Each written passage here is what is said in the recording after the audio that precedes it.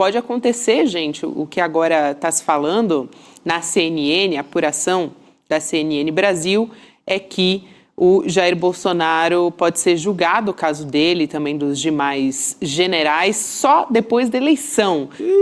Pois é, Chico. Olha, o Cacai sempre acerta os prazos das coisas. Adivinha quem vem aí? Então é o homem certo para responder isso aí. Chegando aqui para nos ajudar a entender essa história e, enfim, entender e ler esse cenário também.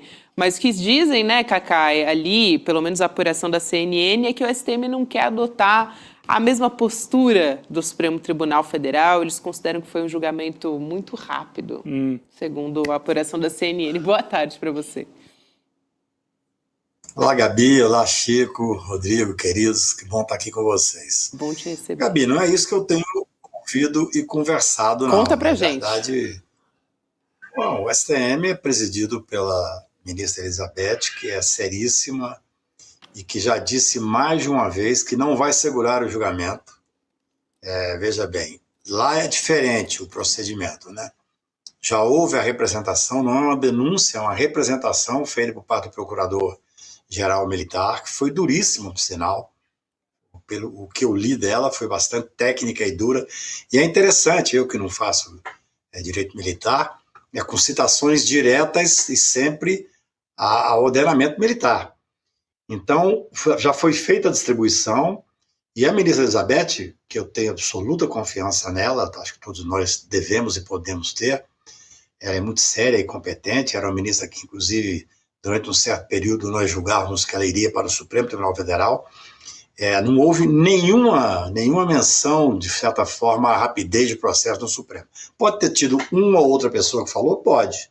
Mas esse não é o sentimento da presidência, que é quem, de certa forma, vai chamar a julgamento do processo. Esse processo, estando apto a julgar, a ministra já disse, inclusive em público, que ela levará a julgamento. Lá a diferença é que cada um dos que está sendo julgado tem um relator. E é óbvio que não necessariamente esses processos estarão prontos para serem julgados no mesmo instante. Aí, se por acaso houver uma decisão de julgar tudo junto, é uma história, senão me parece que está havendo já alguns processos que estão mais encaminhados o estudo. Eu penso que o caso do Bolsonaro é talvez o mais simples, quase certamente ele perderá a patente e o posto. Eu não tenho muita dúvida disso. Quer dizer, o Bolsonaro não tem prestígio nas Forças Armadas. Ainda ontem eu conversava com uma pessoa que é um determinado general, que falava que quando ia despachar com ele, tinha que levar tudo muito rápido, porque no máximo 2, 3 minutos ele perdia a concentração. Ele perdia a capacidade, ele, presidente da República, perdia a capacidade de continuar um diálogo ou uma conversa. Então ele não tem nenhum prestígio.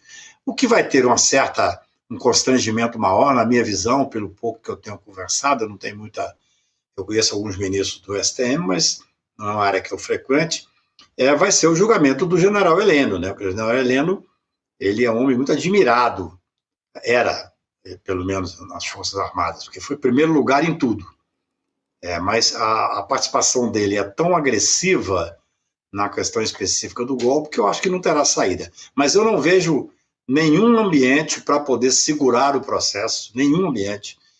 Nós temos uma ministra extremamente competente, séria, e acho que esse julgamento se dará dentro de um tempo normal. Também não podemos querer nenhum assodamento. O que está sendo julgado agora, Gabriel, no meu ponto de vista, sob certo aspecto, escrevi sobre isso semana passada, tem para os militares um poder até maior, ou no mínimo igual, a um julgamento de responsabilização criminal. Porque você veja bem, é a indignidade, é gravíssimo.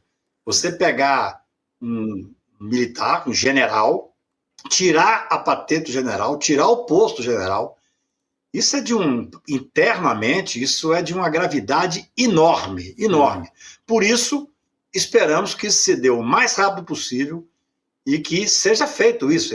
Obviamente, eles são indignos de representar as Forças Armadas. Eu digo mais, hein?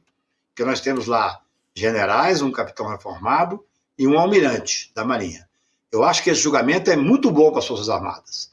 Ele, de certa forma, ele é Ele é uma comprovação de que as Forças Armadas não coadunam, não compactuam com golpistas, com pessoas que atentam contra a Constituição. Esse julgamento ele é duro e péssimo para os golpistas, e tem que ser. Eles vão perder o posto e perder a patente. Agora, ele é muito bom para as Forças Armadas e é bom para a democracia. O Cacá, como disse o Chico aqui, você acertou, lembra, no começo de 2025, que você dizia, não, lá para setembro começa o julgamento, e não deu outra, né? Setembro finalizou ali o julgamento do núcleo 1 e eles estão cumprindo pena, como a gente sabe. Você tem uma previsão, você falou que deve cumprir aí um trâmite normal, que também a gente não pode querer assodamento e tal, mas seria o que ainda nesse ano, talvez primeiro semestre, segundo semestre, o que você imagina, em que momento que eles... Diga.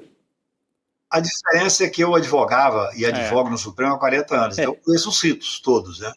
Eu sabia quanto prazo, sabia que já não existe mais a necessidade do próprio relator ouvir as pessoas e tal. Então eu fiz um cálculo que realmente deu certo, falei, vai ser setembro, em novembro estará trânsito julgado. Agora, no STM, onde eu nunca atuei, o procedimento é completamente diferente.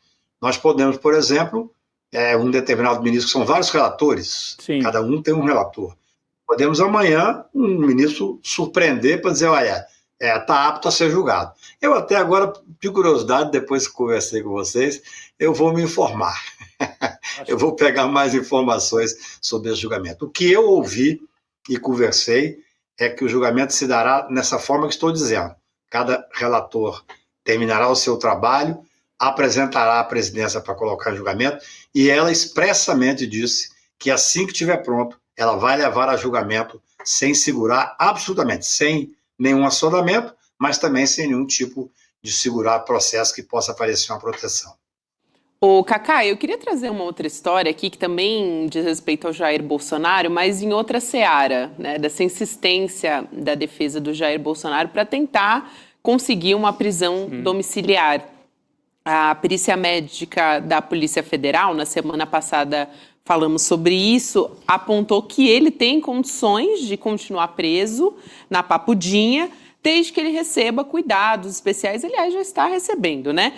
Mesmo assim, a orientação da defesa é reiterar esse pedido ao Supremo Tribunal Federal, pedido para conseguir ir para uma prisão domiciliar.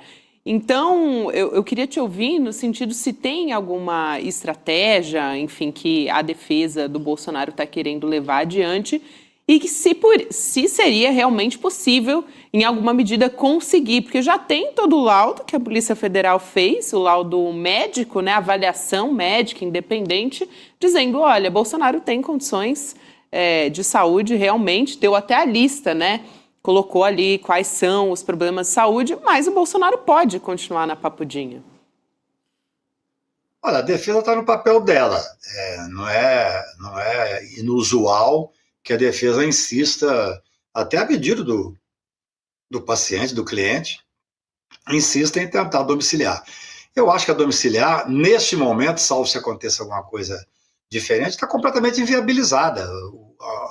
Os médicos já disseram que a Papudinha tem condições de tratar. Até digo mais, talvez tenha até mais condições do que na casa, porque como nós estamos num período pré-eleitoral, se o Bolsonaro for para casa, a casa dele vai virar um QG partidário. Sim. A quantidade de gente que vai estar pedindo para ir, falta de controle, isso aí tudo para uma pessoa doente, como ele diz ser, uma pessoa com grandes problemas de saúde, isso até pode ser prejudicial a ele. Uma coisa é certa, quem determina a questão da prisão domiciliar por doença, a prisão domiciliar humanitária, é exatamente uma questão técnica. A Papudinha tem condições de recebê-lo e tratá-lo? Plenas condições. Gente, vocês viram as fotos e as filmagens da cela que ele está. É uma cela excepcionalmente, para o Brasil, eu vou dizer, isso não existe. Olha só, ele tem direito a sair a hora que quiser. Não é que ele tem uma hora de banho de sol, como tem os demais presos brasileiros, não. Ele tem um espaço aberto, ele tem um lugar que tem geladeira, ele tem lugar para lavar roupa, ele tem sala de jantar, ou seja, as condições dele, digo, expressamente, para os presídios brasileiros é absolutamente excepcional. Quem dera se os 700 mil presos brasileiros tivessem 20% do que esse cidadão tem condição. Olha lá, olha a geladeira que ele tem. Depois ele tem um lugar específico. Quer dizer, é plenamente possível e ele está tendo um tratamento bastante, eu não diria privilegiado, não. Um tratamento digno, bastante digno. Ó, 2 banheiros, imagine. Então, ele mora hoje como presidiário melhor do que mora a grande parte dos brasileiros. A grande parte dos brasileiros.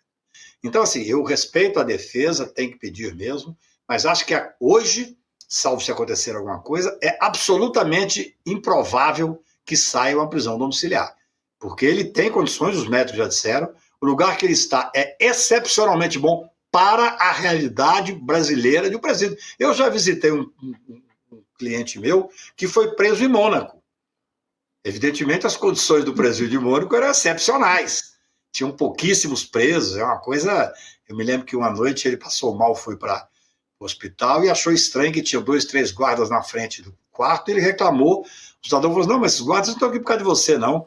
É que o príncipe Albert está no quarto do lado.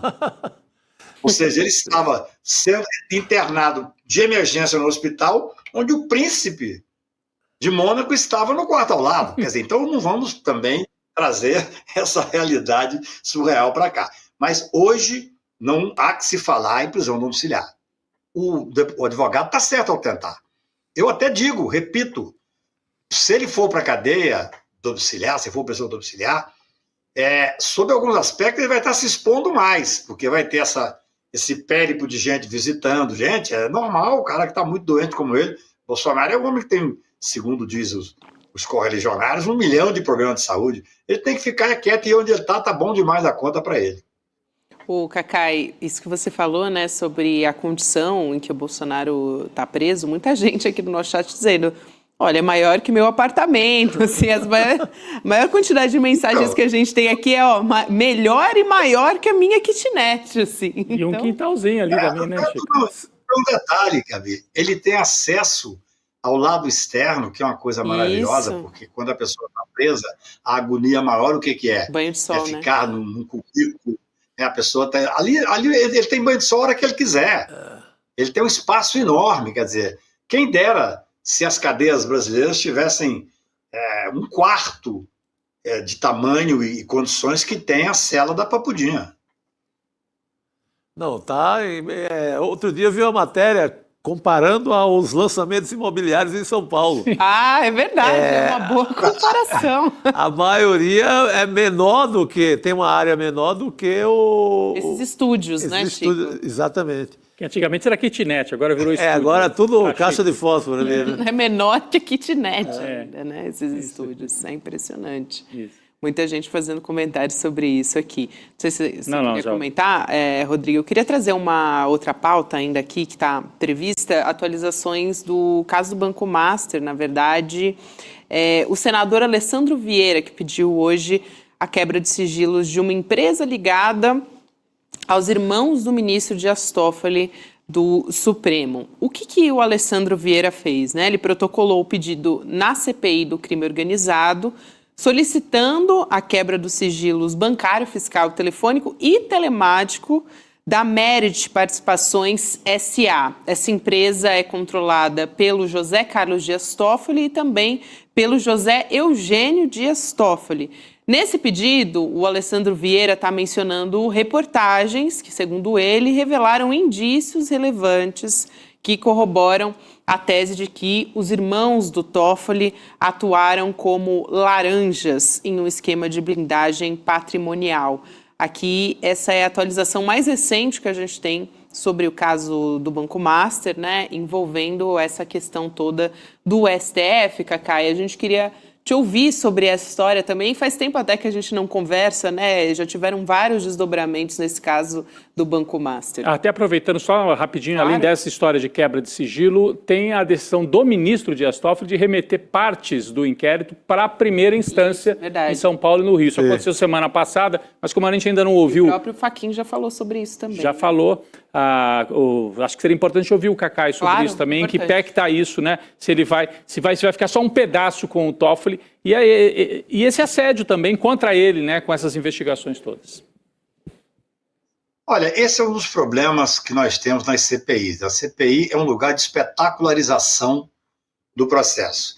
Um pedido veja bem, existem indícios por matérias de jornal e tal, um senador vai e pede a quebra de sigilo bancário e fiscal de uma empresa, nitidamente para atingir o ministro. O ministro Toffoli, no início, foi até muito criticado pela imprensa, ele negou que fosse compartilhado dados da quebra de sigilo judicial com a CPI, e fez certíssimo, porque você, quando tem um critério absolutamente rigoroso de quebrar o sigilo pelo judiciário, que já é uma exceção da exceção, você tem a obrigação de manter aquele sigilo. Você quebra o sigilo bancário, você quebra o sigilo fiscal, você quebra o sigilo telefônico. A CPI não mantém nada. A CPI é uma espetacularização. Tudo bem que a CPI é um braço que tem forças do Poder Judiciário, um braço do Legislativo, que tem esse poder em casos excepcionais. Não se pode usar politicamente. Isso é claro que é para atingir o ministro. Isso é um absurdo. E vou dizer, o ministro Toffoli fez muito bem ao não compartilhar naquele momento, porque se tivesse compartilhado, seria espetacularizado tudo que está permitindo que seja feita a investigação. A investigação está sendo feita. Por que agora está indo parte para a primeira instância? Porque só pode ficar no Supremo aquilo que tiver algum elo com quem tem foro de prerrogativa. É muito interessante. Nós estamos vendo o desdobramento da investigação conduzida pelo ministro Supremo, do meu ponto de vista, de forma técnica. Teve um momento que ele teve um conflito com a Polícia Federal e indicou 4 delegados para poder tomar providências. E foi bom que ele tenha indicado. São delegados da confiança que estão fazendo um trabalho seríssimo. Nós tivemos eu estou advogando e conheço, pouco antes dessa decisão do ministro Toffoli, houve uma determinação de busca e apreensão pelo ministro Toffoli na 13ª Vara, e essa busca e apreensão demorou a ser cumprida. Só foi cumprida quando esses 4 delegados, que depois foram nomeados para trabalhar no Master, foram lá e deram cumprimento. Nós temos que ver que as questões jurídicas são muito intrincadas. A investigação está sendo feita, agora eu li na imprensa, não tem informação, mas eu li na imprensa que foi conseguido entrar no telefone do Vorcaro como um todo, porque hoje em dia a Polícia Federal faz um trabalho fantástico. Lá na 13ª Vara, repito, teve dificuldades, mas depois cumpriu. Cumpriu porque o ministro determinou que cumprisse. Eu nunca vi isso em 40 anos de advocacia. O Supremo Tribunal manda ter um cumprimento da busca e apreensão e ter que depois recrudescer para tomar uma atitude. Olha, essa quebra de sigilo que foi pedida, eu vi pela imprensa, é claramente uma espetacularização.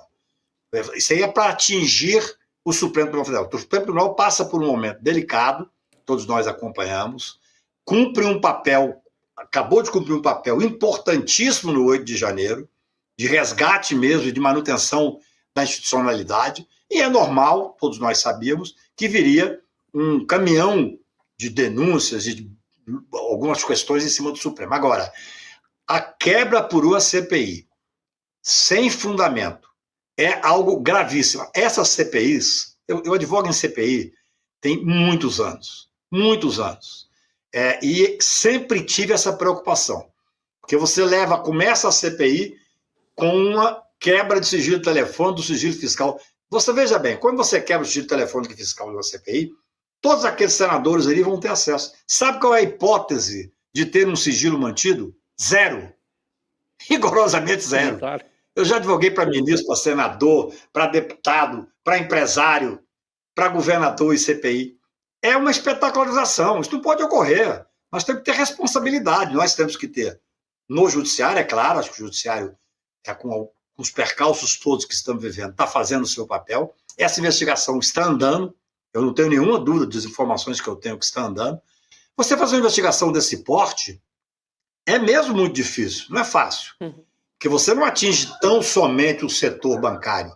Se atinge aqui o setor político, se atinge aqui o setor empresarial, se atinge muito mais coisas, pelo que a gente ouve, do que se pode imaginar.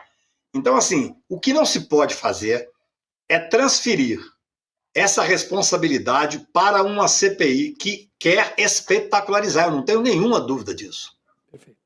Cacai, quero muito agradecer